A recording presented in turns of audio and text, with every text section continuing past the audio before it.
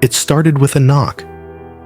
A soft, polite knock at my apartment door that would end up ripping open old wounds I thought had long since scabbed over. On the other side stood a woman with a clipboard, a name tag, and the kind of weary eyes you only get from years in social work. She introduced herself as a representative from the foster care agency. My sister, Jane, had listed me as a character reference. They just needed to ask a few questions. And in that moment, I had a choice. Do I tell the truth? Or do I let another vulnerable child walk straight into the jaws of a life that once nearly broke me? I'm 28. My sister Jane is 36. We don't speak much anymore, only when the holidays force us into the same room. But once, not too long ago, we were roommates. For 2 long years, I lived in her home, under her roof, and under her thumb. At first, I moved in because I needed somewhere to land. Money was tight, and Jane, well, she said she wanted to help. That was the surface story. What I got was something very different. Within weeks, I became the free nanny, unpaid maid, and emotional punching bag. I wasn't family. I was labor. I cooked. I cleaned.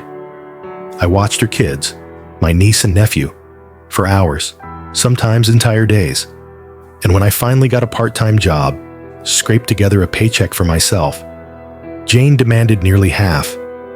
Contribute or get out, she said. And all the while, she smiled at family dinners like nothing was wrong. It was hell. A quiet kind of hell. The kind you can't quite explain to people because it never leaves visible bruises.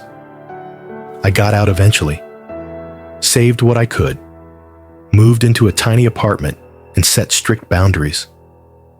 I'd babysit every now and then, but I made it clear. I was done being her solution. But then, out of nowhere, Jane started talking about fostering. Not just any child. She wanted a teenager. And I wish I could say her motives were noble.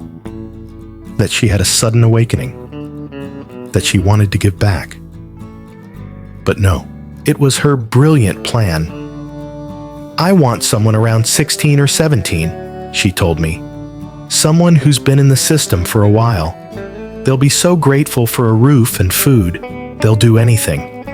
Babysitting, cooking, helping with my cookie business, maybe sleep in the garage or share a room with my son. She said it like she was ordering furniture, like she was building the perfect live-in servant who wouldn't complain, wouldn't question, wouldn't cost her anything. And when they turned 18, just sign up for another one. I was stunned, horrified, and I told her that, right to her face, that this wasn't fostering, it was exploitation, that she wasn't talking about raising a teenager, she was talking about using them. She shrugged, changed the subject, went on with her plan like I hadn't said a word. Weeks later, that knock came, and when that woman from the agency sat across from me, pen poised over her clipboard, I remembered every late night scrubbing dishes after her kids had gone to bed. Every grocery bag I paid for while Jane looked the other way. Every time she left me with the kids and disappeared with her husband for hours. So I told the truth. I told the social worker everything.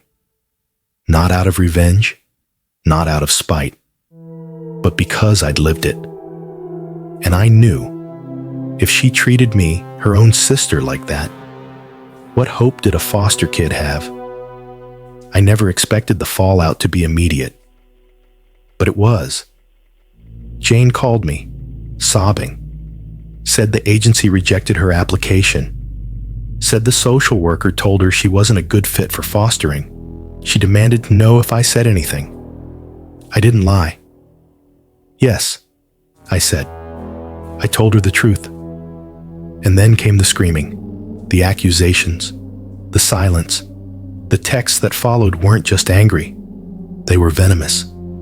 She said I'd ruined her dream, said I was jealous, said I'd betrayed her, and worse, some of our family agreed with her. They said foster kids should just be grateful, that a roof and food should be enough, that doing chores or babysitting isn't abuse, it's just pitching in. They didn't see it as slavery. They saw it as an opportunity for the kid. And in that moment, I realized something bone deep. There are people who will never understand that children, especially foster children, aren't burdens to be managed or tools to be used. They're people. They've lived through trauma most adults can't imagine. They need love, care, patience, not to be viewed as a cost-saving measure. I think about what could have happened if I'd stayed quiet. If a teenager, already bruised by life, ended up in Jane's home, expected to parent 2 small kids, cook meals, pack cookies, sleep in a garage. If that teen dared to say no, what then? Would they be punished, shamed, thrown out like yesterday's trash when they no longer served a purpose? Jane called it fostering. But what she wanted, what she planned, was something far darker. I didn't think telling the truth would make me the villain. But maybe, to people like her, honesty always looks like betrayal. So now, here I am, sitting in the aftermath. The silence from Jane's side of the family is deafening. The texts from cousins and uncles are laced with passive aggression.